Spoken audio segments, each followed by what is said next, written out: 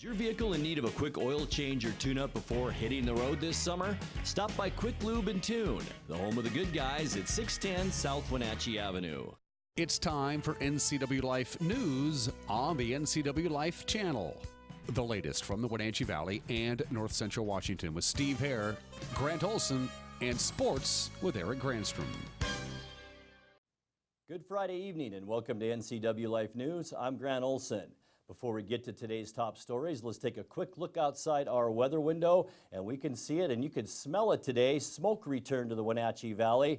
I think a lot of that residual smoke from fires burning earlier in the week. Also a new fire start today down by the Odessa area. That could be bringing in some of that smoke as well. But we all noticed, I'm sure, cooler temperatures today, and that will be our trend, especially as we get into this weekend with overnight lows, especially on Saturday and into Sunday into the 30s. We'll even see some 20-degree readings up in the Republic area, but as you can see on the map, lots of 30s, so fall is quickly approaching. We'll talk more about weather coming up a little bit later on.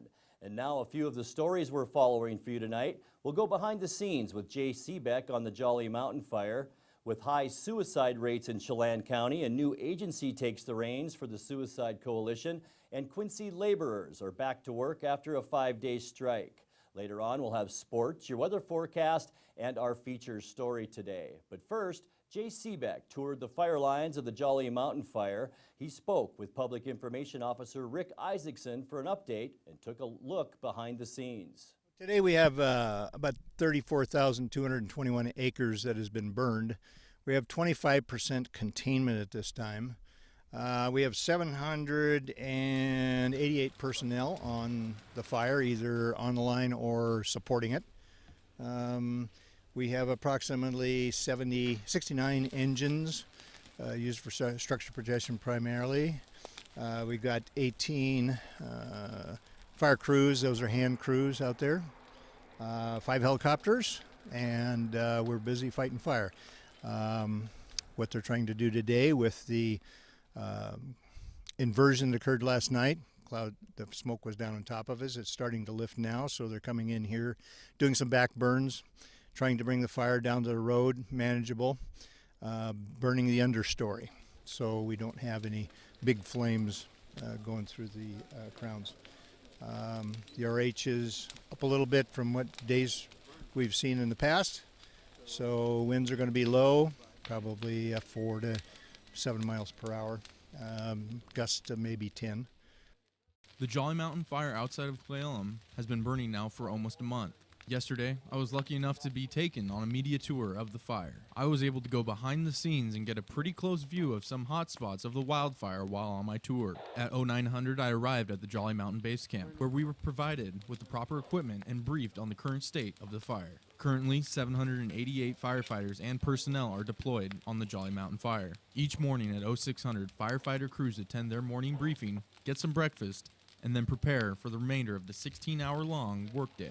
During that shift, crews are able to take 2 half-hour breaks that they can choose to either eat lunch or take a much-needed nap. Most crews spend their shifts prepping the forest by thinning out underbrush and backburning in order to prevent the fire from gaining heat and speed. In addition to the hiking, firefighters carry large amounts of equipment during their shifts. Chainsaws, gas cans, axes and picks, as well as any gear in their backpack, is common for a firefighter to carry. In the evening, crews gather for a final debriefing at 6 p.m., after which crews are provided with a hot dinner with the opportunity to take a shower afterwards. Jolly Mountain crews also include night shift patrols who monitor the fire's overnight activity and keep an eye out for burns that might pick up intensity if left unattended. It takes about 45 minutes to get from camp to the fire, which can vary depending on where you're at, deployed across the 34,000 acres of territory. That means there are 43 acres of fire territory per firefighter in the Jolly Mountain Base Camp. My journey along the mountain starts on the western border of the fire as crews backburned running parallel to Cle Elum Lake at draw point 34.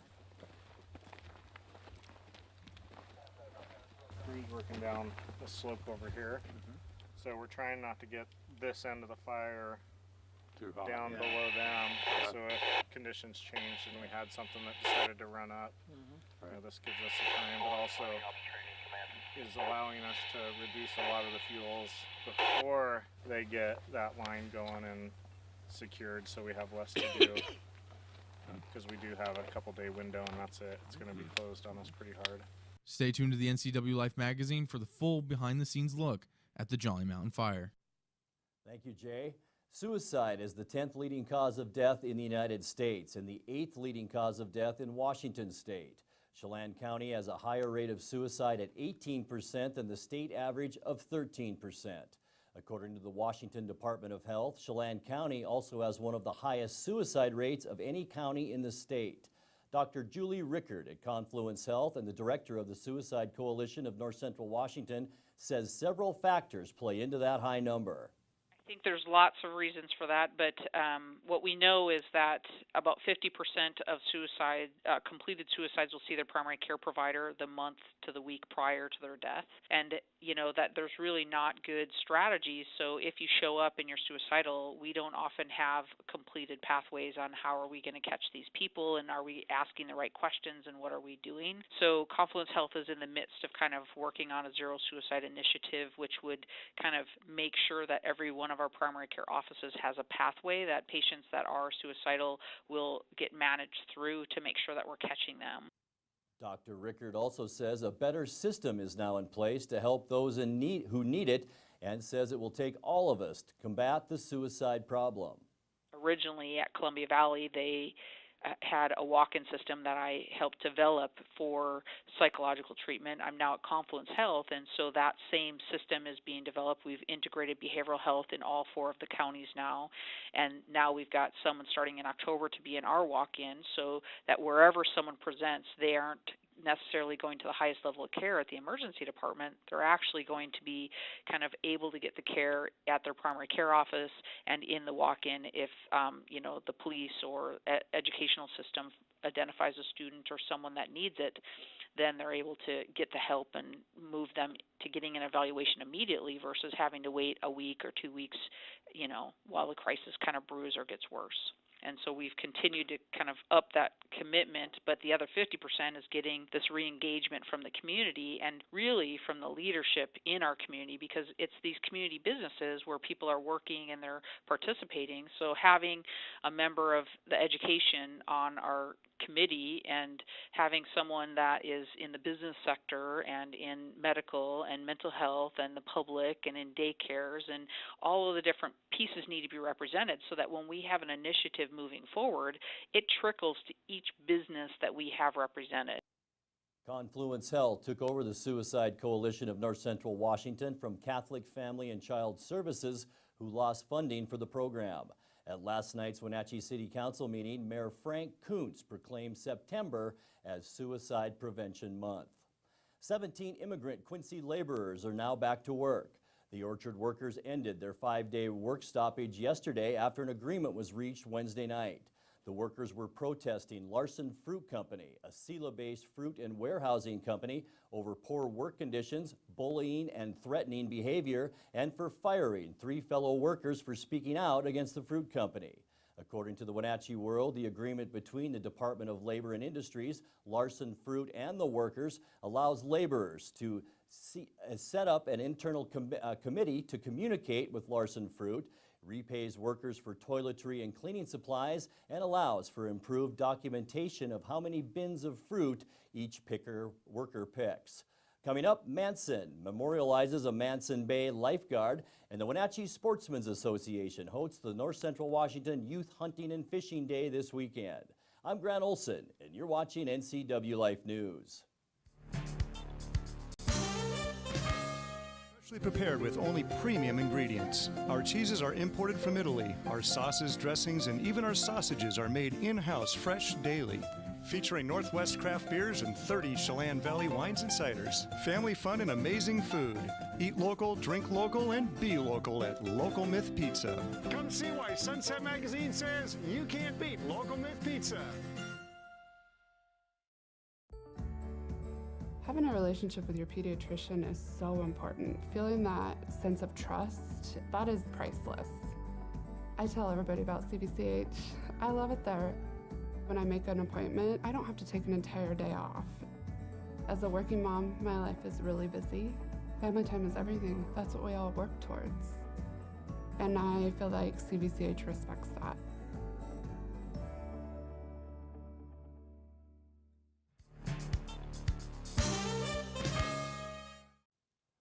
1 year ago, the Manson Parks Board of Commissioners unanimously voted to honor a beloved community member who passed away suddenly after a hit-and-run incident in July of 2016. Director of Manson Parks and Recreation, Robin Pittman, says the memorial has a special place in the hearts of the Manson and Brewster community after it was unveiled last weekend. Gary was just a big part of our community along with Brewster's community, and after he was killed, it was very important. We had several groups come to us that wanted to completely rename Manson Bay Park. And just because of the history that it's got and everything, we didn't see that we were able to do that. But the board did very much want to honor Gary still. And so they ended up coming up with the idea that, well, what better way to rename him? You know, he was one of the main lifeguards there. So they ended up naming it the Gary Knowlton Memorial Swim Area. And I spent months and months poring over different memorial plaque ideas and even looking through funeral home options and things like that, you know, just some kind of a plaque that we could find to honor him, and just nothing felt right. And Vicki Downey, the lifeguard over there, she was looking through also, and just she agreed with me. She just couldn't find anything that was appropriate. And finally, she was talking with Mark Strain of Strain's Customs here in Manson, and he said that he would just be honored. He swims down at our park pretty much daily through the summer, and he knew Gary pretty well, and so he was just honored to be able to help us out with that. And we just kind of gave him free rein and said, you know, make it to best fit Gary, and boy, did he ever. We saw that, and I have never seen such a lively, positive memorial anywhere. You look at that, and it's just full of energy, and it is just a really, really neat piece. Local artist Mark Strain of Strain's Customs created a plaque to memorialize Gary and displayed it alongside a painting created by local artist Phil Thomas. The Wenatchee Sportsmen's Association is hosting the North Central Washington Youth Hunting and Fishing Day this Saturday. The event includes 12 to 15 stations and activity booths at the North Central Washington Gun Club. The Vice President of the Wenatchee Sportsmen's Association, Keith Boyd, tells us more. Our club participated in the event last year, and that was one of the things that really struck me during the event last year was the number of young parents that were bringing kids up to the event that the parents themselves had no experience as well. So I think that's why it's a great opportunity for people that maybe have not experienced these outdoor activities to come up and see what it's all about, and maybe learn something, and it'll inspire them to get out and enjoy what we have to offer in this neck of the woods here. It's send the kids up and find out if they like maybe shooting a bow and arrow or going fishing. Yeah, things absolutely. Like that. We did through some contacts with the Washington Department of Fish and Wildlife, is we put in for some grants in order to help fund this thing. And so we applied for grants through the Rocky Mountain Elk Foundation and from National Youth Hunting and Fishing Day. There's a national organization. And so the Elk Foundation gave us a grant of $1,000, and we got a $500 grant from National Youth Hunting and Fishing Day. So that was a good start.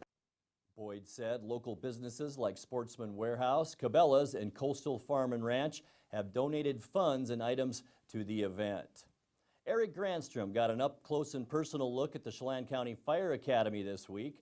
Today, more on the life of a recruit. 7 young men are learning the ropes of becoming firefighters during a 13-week course in Malaga. They're training on everything from running hose and hooking up fire hydrants to proper use of breathing apparatus to preparing meals. Captain Al Torres says the recruits do the meal planning, the grocery shopping, and the cooking. You know, we're a team, they're a crew, and everybody has to pitch in and figure it out. Some guys can cook, and you can tell, and this is just the first week, and this is the first company that's coming in here, so they've been doing a good job so far. You know, they've been cooking since Monday. There's some guys that you can tell have spent some time in the kitchen, and some that are going to need to practice. So how'd you guys learn about cooking? Was that mom, or? I learned right here, sir. Oh, really? Right here, right in this spot. Yeah, Kruger's one of those we could tell that probably, when he tried to hand out Lunchables, we realized no. For recruit Josh Seal of Wenatchee, he said he picked up his culinary skills at home and at his former job. My dad. Yeah? Yeah, I cooked a lot when I was younger too, so. And I work at Abby's Pizza. Okay. Or I did work there before this academy. So what do you guys think of this academy so far? I like it a lot. I already have my firefighter 1, and I've already learned a lot more stuff than I did at the previous district I was with. So it teaches you a lot. Okay. Recruit James Kruger of Yakima says he's been especially drawn to the physical nature of the academy. I love it. I think it's great. I'm learning a lot really quick. I'm getting in shape really quick. Before I couldn't, like if I ran 2 miles, I'd be huffing and puffing pretty good. Now I can run 2 miles and do 20 push-ups and then run another 2 miles. It really makes you grow as a person in a very short amount of time. Captain Torres says they started with 10 recruits, but the grueling nature of the academy has a way of weeding out those who are unsure. We'll lose a few just because they are not expecting the type of program we have, or maybe the physicality of it. Like you said, you saw the bunker gear and how heavy it is, and just bunker gear alone, you're sweating, you're hot. That they might realize it's not for them. So that's kind of a good thing with this process. They can find out if this is exactly what they want to do. The recruits in the Chelan County Fire Academy will be in Western Washington this week, learning about flames, heat, and smoke. Graduation date is set for November 30th. For NCW Life News, I'm Eric Grandstrom. Thank you, Eric. You're watching NCW Life News. Coming up next, your sports update, followed by today's feature story. That and much more still to come on NCW Life News. Stay with us. Every golfer aims to play their best, and smart golfers turn to the Golfer's Edge to get the Golfer's Edge. PGA professional Ed Payne has you covered from tee to green. You can work on your swing or play 18 in air-conditioned comfort on the golf simulator. Tanya's Corner has all the apparel the golfer needs at sale prices. And Ed can even rebuild your favorite set of clubs or custom make you a brand new set. Ask how you can qualify for a free 30-minute lesson at the Golfer's Edge on Mission between Kittitas and Yakima. Is this really what we're going to do on our girls' night out? We should go to Club Crow. The bar and grill in Kashmir? Yeah, let's go. Looking for a fun-filled, friendly hometown atmosphere? Club Crow Bar and Grill in Kashmir is the place to be. Hi, this is Justin. Here at Club Crow, we have full bar and restaurant, live music, a dance floor, pool tables, pull tabs, and live jam sessions the first Sunday of every month. Club Crow in Kashmir, the coolest place in town.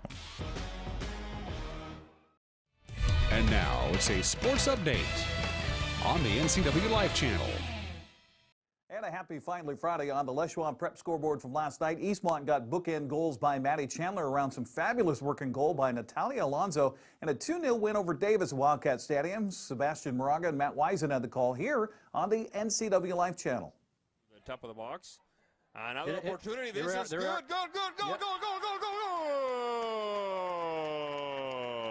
Maddie Chandler starting off things on the right foot for the Eastmont Wildcats. Wide open. Quick, yep, right ball right there. Wide ball. Let's see. Out of the box, the shot and the stop. Second try. Third try coming. Here's the shot. And it doesn't make it in. Still in play.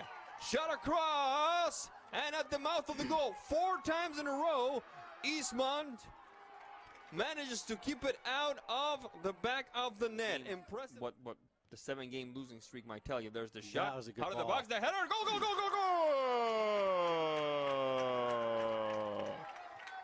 That was a brilliantly executed corner kick for Eastmont, and not a second too soon because Davis was knocking on the door.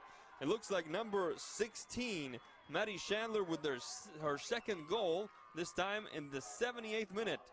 Eastmont improved to 1-1 with the big victory. As we continue on the Les Schwab Prep scoreboard from last night, Wenatchee trounced Eisenhower. Get this, 12-0.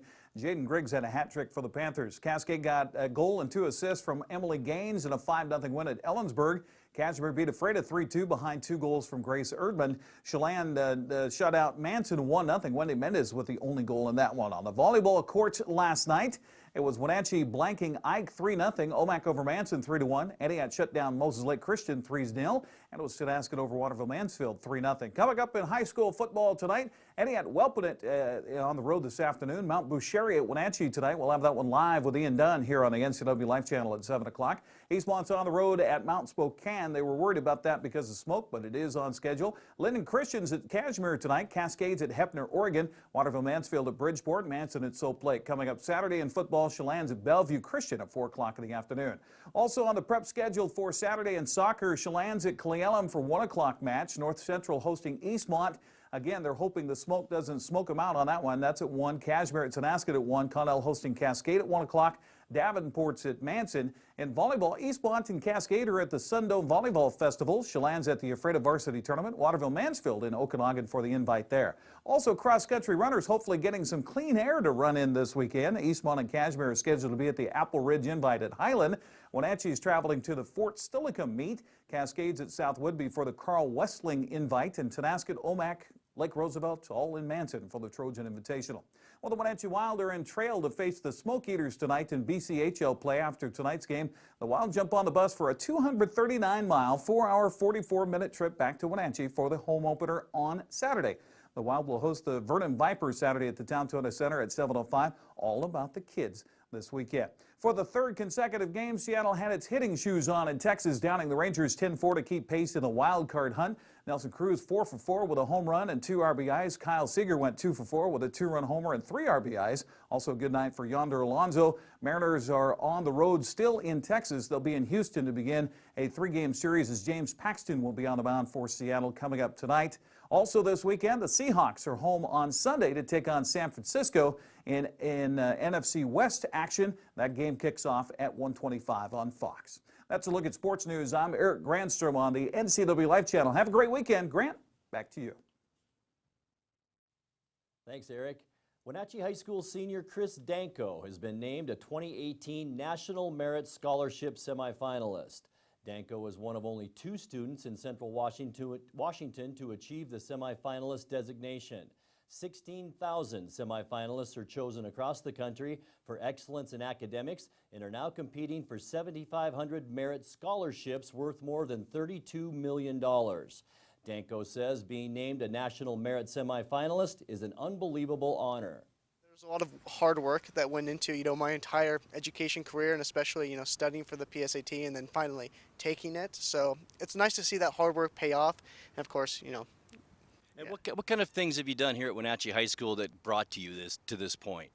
Well, I was always involved with the Apple Leaf program, and I would say that kind of helped me develop as a person. It made me more passionate about going to the high school and making me care about, doing education, of course. I've had a lot of really great teachers that made me want to improve, to keep, trying to strive higher and higher.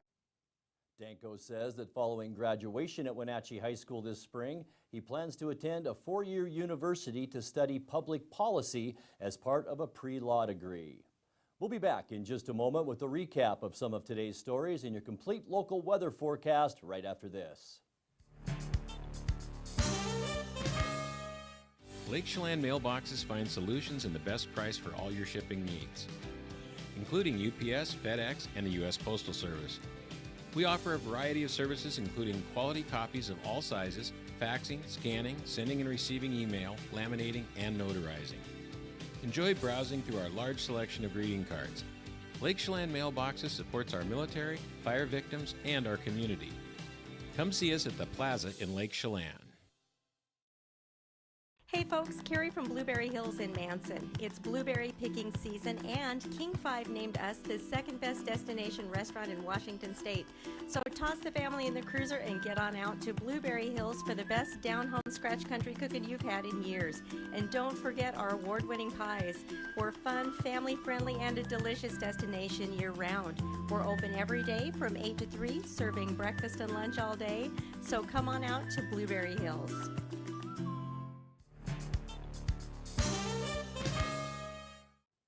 And now a recap of our top story. Suicide is the 10th leading cause of death in the United States and the 8th leading cause of death in Washington state. Chelan County has a higher rate of suicide at 18% than the state average of 13%. According to the Washington Department of Health, Chelan County also has one of the highest suicide rates of any county in the state. Dr. Julie Rickard at Confluence Health and the director of the Suicide Coalition of North Central Washington says several factors play into that high number. I think there's lots of reasons for that, but what we know is that about 50% of completed suicides will see their primary care provider the month to the week prior to their death, and that there's really not good strategies. So if you show up and you're suicidal, we don't often have completed pathways on how are we going to catch these people, and are we asking the right questions, and what are we doing. So Confluence Health is in the midst of kind of working on a zero suicide initiative, which would kind of make sure that every one of our primary care offices has a pathway that patients that are suicidal will get managed through to make sure that we're catching them. Dr. Rickard also says a better system is now in place to help those who need it, and says it will take all of us to combat the suicide problem. Originally at Columbia Valley, they had a walk-in system that I helped develop for psychological treatment. I'm now at Confluence Health, and so that same system is being developed. We've integrated behavioral health in all 4 of the counties now, and now we've got someone starting in October to be in our walk-in, so that wherever someone presents, they aren't necessarily going to the highest level of care at the emergency department. They're actually going to be kind of able to get the care at their primary care office and in the walk-in if the police or educational system identifies a student or someone that needs it, then they're able to get the help and move them to getting an evaluation immediately versus having to wait a week or 2 weeks, while the crisis kind of brews or gets worse. And so we've continued to kind of up that commitment, but the other 50% is getting this re-engagement from the community and really from the leadership in our community, because it's these community businesses where people are working and they're participating. So having a member of the education on our committee and having someone that is in the business sector and in medical and mental health and the public and in daycares, and all of the different pieces need to be represented so that when we have an initiative moving forward, it trickles to each business that we have represented.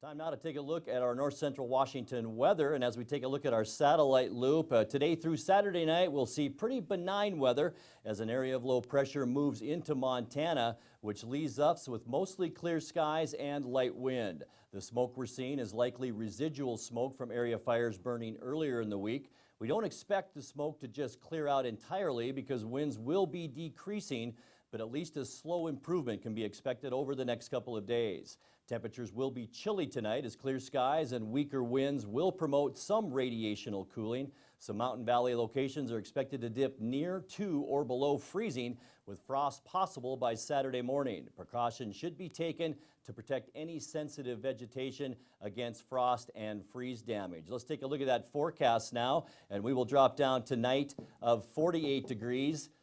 Tomorrow's high temperature as we get into Saturday will be 73, 49 our overnight low, and then clouds on Sunday. We'll see a high of 71. For Monday, remember, chance for rain Sunday night, about 30%. On Monday, we'll see 68 for our high, 46 will be our overnight low. Tuesday looks to be a nice day with sunshine and 67 expected. We'll drop down to 46. And then on Wednesday and Thursday, a mixture of clouds on Wednesday of 66, Thursday sunny, and a high of 69. And that's going to do it for our newscast tonight. For more on these stories and other news from around North Central Washington, you can find us on Facebook or our website at ncwlife.com. And remember, if you see news happening, we'd like to hear from you. You can send us an email at news@ncwlife.com or give us a call at 888-6295. I'm Grant Olson. Thanks for joining us and have a great weekend. This has been NCW Life News on the NCW Life channel. For more news, log on to ncwlife.com, like us on Facebook, and follow NCW Life channel on Twitter. No matter what your age or ailment, when you wake up each day with a sense of purpose, life has meaning and joy. Just wait a while, it'll get in the hole somewhere. Helping you do this is our purpose. Highgate Senior Living, each day to the fullest. The best thing about my life right now is me.